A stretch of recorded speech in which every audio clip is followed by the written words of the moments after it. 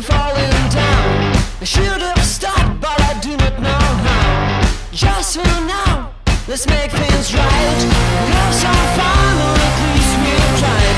You've got your truth, and I got mine. So what the use of blowing my mind? Some kind of game where we both lose. Should I blame if it's not you?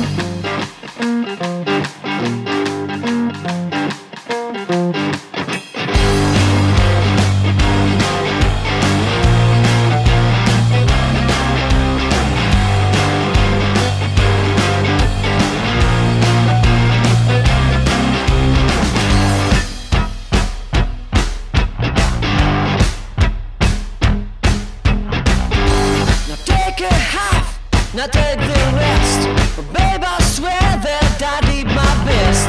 Why do pretend that we both